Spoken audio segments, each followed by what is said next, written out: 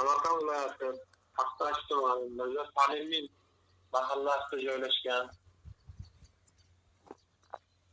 239-konturda 35 ta ijarachi bilan birgalikda Shirin Makka jo'xori ekilgan bo'lib, bugungi kunda Shirin Makka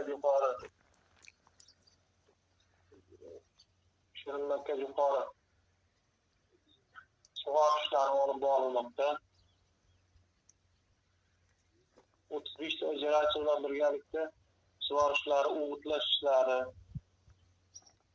hamda qurtlarga qarshi dorilash ishlari olib borilmoqda.